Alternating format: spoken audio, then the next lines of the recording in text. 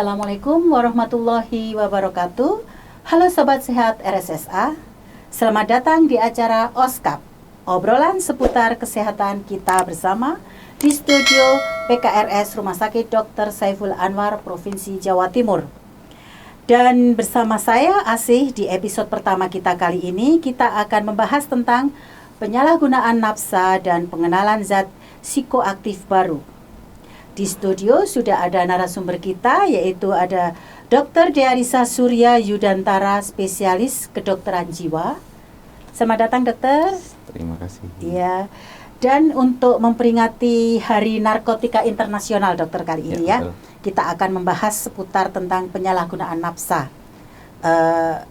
Dokter Surya panggilannya ya, dok ya? Dokter Surya, yaitu dari IRNA 1. Kali ini kita akan membahas tentang apa sih sebenarnya nafsa itu, dok, jenis-jenisnya dan efek sampingnya, apalagi beberapa banyak penggunanya di Indonesia itu sebenarnya seberapa banyak gitu ya, dok ya. Monggo, dokter. Baik, terima kasih Bu. Pemirsa sekalian, izinkan saya untuk menyampaikan mungkin pengantar dulu ya tentang nafsa, dan tadi kita ambil tema tentang zat psikoaktif baru. Nafsa itu adalah singkatan dari narkotika, psikotropika, dan zat adiktif lainnya. Narkotika, alkohol, psikotropika, dan zat adiktif lainnya itu adalah barang-barang atau zat-zat yang seringkali kita dengar di lapangan yang bisa mengubah persepsi, pikiran, dan perilaku dari orang. Jadi nafsa itu, atau orang lebih kenal sebagai narkoba. Nah, narkoba itu nafsa. Kalau kita lihat, nafsa itu golongannya banyak sekali. Ada yang psikostimulan, ada yang sifatnya opioid, ada yang depresan, ada alkohol, dan ada halusinogen dan lain sebagainya. Nah, nafsa itu sekarang kalau di Indonesia ini kan, atau tidak hanya di Indonesia sebenarnya, di seluruh dunia itu kan pemakaian itu sangat banyak sekali, dan terutama kalau di Indonesia ini kita bisa masukkannya sebagai tingkat yang sangat mengkhawatirkan. Kenapa mengkhawatirkan? Karena nafsa itu pemakaiannya sangat banyak. Ambil contoh saja seperti obat yang paling sering, yang paling in sekarang itu kan sabu ya. Sabu itu di mana-mana banyak. Kalau jangan lihat di berita itu kan tagline-nya biasanya tangkapan sabu berapa kilo gitu ya, berapa hitungannya kilo sudah kan. Padahal pemakaiannya paling cuma berapa gram untuk satu orangnya. Ada yang sampai berapa ton gitu. Itu nafsa yang besar yang lagi in sekarang seperti sabu. Ada juga nafsa-nafsa yang lain. Seperti contohnya obat-obat halusinogen yang dia bisa memberikan halusinasi. Atau yang di masyarakat ada itu seperti alkohol, kemudian oplosan dan sebagainya. Itu kan bentuk-bentuk dari nafsa atau narkoba. Dan terkhusus untuk zat psikoaktif baru itu adalah zat-zat yang mungkin orang belum banyak mengenal, tapi dia sebenarnya adalah turunan dari nafsa yang sudah ada. Kenapa penting ini kita bahas? Karena tidak semua zat psikoaktif itu ada undang-undangnya. Apa akibatnya ketika tidak ada undang-undangnya? Yang terjadi adalah kalau pakai obat ini atau zat ini itu biasanya tidak kena hukuman. Padahal secara medis, secara pemakaian untuk orang itu sangat berbahaya dan bisa mengubah membuat kesakitan bagi orang, bisa menyebabkan ketergantungan dan lain sebagainya. Seperti itu. Ini tadi kan gini, dokter. Jenis-jenis nafsa itu kan ada sabu, ada ganja gitu ya, dok ya. Jadi sebenarnya kenapa kalau di masyarakat itu kalau bawa sabu sekian kilo hukumannya pasti mati. Kalau bawa ganja sampai sekian truk itu hukumannya hanya sekian. Itu apa memang karena dari segi efek sampingnya atau bahayanya ya, dok ya? Dilihat dari apanya kayak gitu. Dari jenis yang kita lihat orang awam ya, dok, narkoba, sabu dengan ganja. Itu ya, ganja itu kan salah satu bentuk nafsa ya sebenarnya ya. Tergantung dari undang-undangnya sebenarnya, dan proses peradilan biasanya. Karena ada yang diberikan nafsa itu hukumannya akhirnya sekian, itu kan berdasarkan atas putusan dari pengadilan.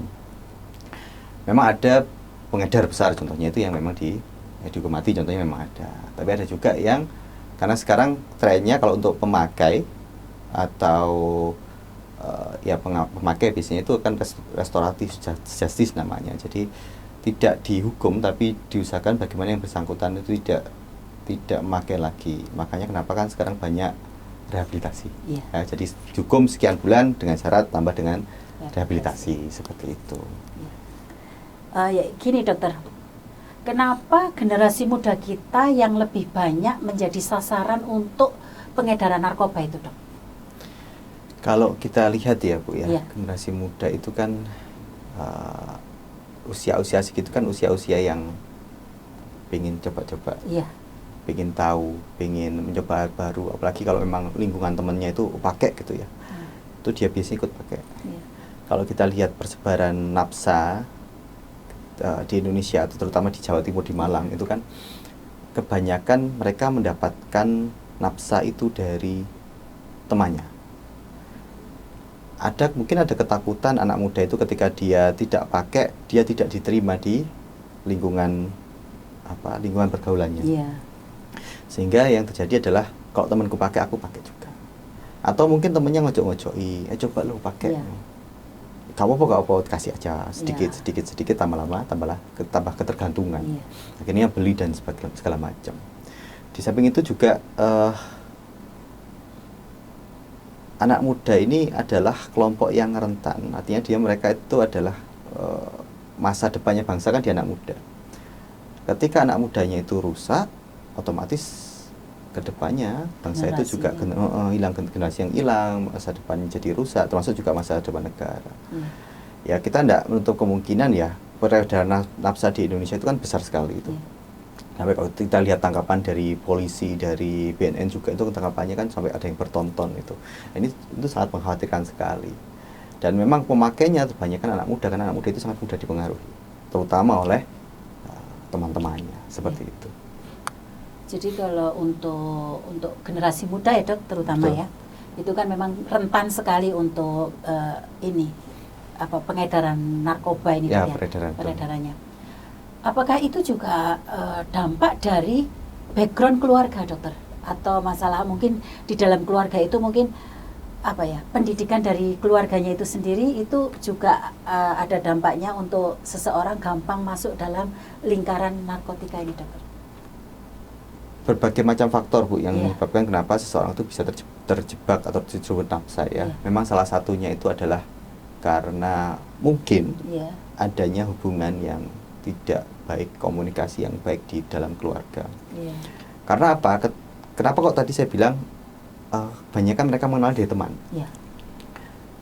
Pertanyaannya, kenapa kok sampai berteman dan sangat percaya sama orang?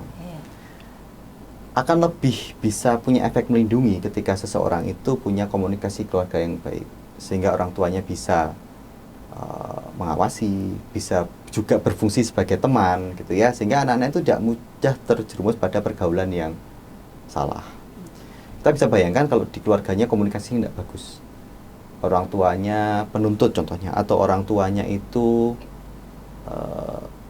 kalau anak sekarang itu bilang toksik gitu ya, orang toksik gitu. Sehingga anak itu tidak nyaman berada di rumah. Nyamannya kapan? Ketika dia berada di luar. Kalau ketemu dengan teman yang baik, alhamdulillah ya, dijak ibadah atau diajak untuk ikut kajian yang positif, kegiatan di alam, pecinta alam, kegiatan kebencanaan contohnya. Tapi dilalah kalau dia ketemunya sama pergaulan yang tidak baik, dia akan ikut pergaulan itu. Maka peran keluarga di sini itu sangat penting sebenarnya, bagaimana orang tua, keluarga yang di rumah itu punya pola asuh yang baik, pola komunikasi yang baik, sehingga anak itu bisa lebih percaya pada keluarganya atau aman berada di dalam keluarganya daripada di luar. Walaupun memang pada usia-usia segitu pasti lebih percaya pada teman.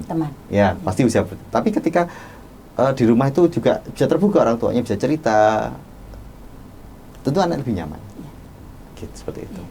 Dan kalau sudah namanya sudah terlanjur ya dok ya Betul. dalam lingkaran itu, apalagi sampai sudah kecanduan, Betul. dibela-belain sampai ya mungkin uangnya nggak tahu menipu orang tua atau betul, sampai betul. mencuri, nauzubillah gitu ya dok.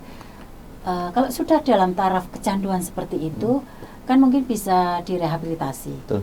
Itu kemungkinan dia 100% bersih, tidak kembali lagi ke lingkungan itu, apakah ada dokter? Ada. Ada ya? Ada. Jadi salah satu memang karena tadi balik ke restoratif justice tadi ya, jadi setiap pecandu itu bisa mendapatkan pelayanan dari baik dari tempat layanan kesehatan jiwa atau tempat layanan kesehatan untuk para pecandu maupun dari BNN, ya Badan Narkotika Nasional. Di Kota Malang, di Kabupaten Malang ada. Jadi yang pecandu itu bisa datang ke tempat tersebut untuk mendapatkan layanan konsultasi, konseling, untuk detoksifikasi, supaya dia bisa lepas dari kondisi ketergantungan pada nafsa. Tapi tentunya juga perlu diperhatikan faktor lingkungannya. Karena ketika dia datang ke tempat layanan untuk kecanduan zat atau ketergantungan zat, ketika dia datang ke sana sudah diterapi, sudah diobatin, sudah bagus. Tapi ketika dia terpaksa kembali ke lingkungan di mana dia pakai obat, ya dia akhirnya pakai juga. Pakai lagi. Tergoda lagi. Maka lingkungan ini sangat penting sekali. Jadi memang kalau sudah rehabilitasi, kalau bisa ya menghindari lingkungan yang tadi itu ya dok ya. Betul sekali. Kalau bisa kembali ke lingkungan yang baru, yang lebih positif gitu ya dok. Betul. Terus ada yang kayak gini dok, yang lagi booming sekarang ini kan juga anak masih kecil, apa itu banyak yang ketagihan game online. Oh, game online, betul. Ya. Itu juga bukan anak kecil aja, orang tua semua banyak. Dan bekerja juga sama. Iya, itu game online itu mau di pekerjaan, mau di rumah, mau makan, mau tidur, semuanya itu kayaknya HP ini sudah dunianya. Betul. Itu apakah kategori ketagihan juga dokter? Bisa kecanduan. Jadi adiksi itu bisa macam-macam. Gitu. Jadi adiksi itu kan prinsipnya ketika sistem kesenangan dalam tubuh kita itu mendapatkan apa istilahnya ya, mendapatkan asupan. Dan asupan itu akan terus ingin dia dapatkan ya. Contohnya sama seperti nafsa tadi ya, contohnya game gitu ya. Dia sehari main 1 jam, 2 jam pertama cukup, tapi lama-kelamaan kok gak cukup, bisa 3 jam, 4 jam, sampai menghabiskan waktu, sampai menghabiskan duit. Apalagi mohon maaf sekarang ada beberapa game online itu yang memang menghabiskan duit. Ada banyak pasien itu yang pakai ya semacam judi online ya. Seakan-akan game, tapi sebenarnya itu ada judi online. Ada slotnya juga ya. Kayaknya keluar duit banyak kayak gitu. Itu bentuk kecanduan juga, karena sifatnya nagih gitu ya, nagih terus. Nah itu salah satu bentuk kecanduan yang perlu kita tangani seperti itu. Nah kalau sudah kita menemukan mungkin dari lingkungan kita sendiri, anak atau apa sudah terlanjur kecanduan, kan belum tentu juga dia itu punya kesadaran untuk mau kembali ke yang baik dokter. Betul. Untuk membujuknya supaya anak ini atau seseorang ini mau direhabilitasi, itu bagaimana dokter? Apakah perlu pendekatan atau harus dibawa ke psikolog atau apa? Yang pasti perlu pendekatan ya Bu ya, perlu pendekatan dari keluarga terdekat bagi orang tua. Makanya pentingnya komunikasi antara orang tua anak, antara anggota keluarga itu yang penting di situ. Karena memang ketika orang itu tidak mau tidak merasa bahwa dia terganggu, itu akan juga sulit ya. Makanya kita bisa sampaikan fakta-fakta, contohnya kamu tuh main slot tuh, main slot kamu udah habis segini nih. Padahal gajimu cuma segini gitu kan. Nah, itu masuk akal enggak?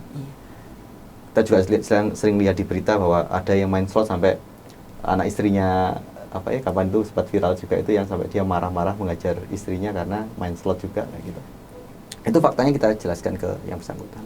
Kalau seumpama yang bersangkutan itu tidak sadar bahwa itu adalah gangguan ya, maka ya kita harus bawa dia seperti itu, bawa dia untuk datang berobat, untuk rehab seperti itu. Kadang mungkin seseorang itu orang lain sudah melihat dia ini sudah ada gangguan gitu, ya dok ya. Tapi karena dia merasa aku makan bisa, aktivitas juga bisa, dia merasa baik-baik saja. Itu yang kesulitan terbesar ya dok ya.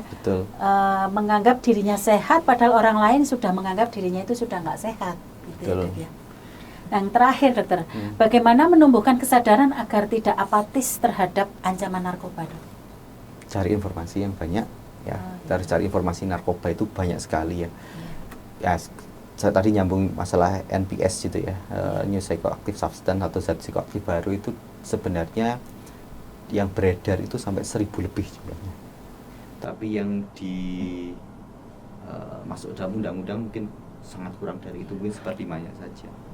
Sehingga kita perlu kewaspadaan ketika ada sesuatu yang terutama atau perilaku-perilaku tertentu yang kok sudah mengganggu orang, itu biasanya ada warningnya, ada alarmnya. Kita harus, oh ini anak ini kok setelah pakai ini kok jadi seperti ini gitu ya, setelah sering game kok jadi seperti ini. Itu ketika sudah mulai ada perubahan pikiran, perasaan dan perilaku dengan orang-orang di sekitar kita, kita wajib untuk waspada, wajib untuk mengetahui, mencari informasi apa sih yang dilakukan atau apa sih yang dipakai. Jangan sampai ketika datang sudah kondisi terlambat seperti itu. Yang penting itu waspada, cari informasi banyak-banyaknya, mengikuti kegiatan-kegiatan informatif saya kira di media sosial juga banyak ya, termasuk juga acara kita hari ini gitu ya.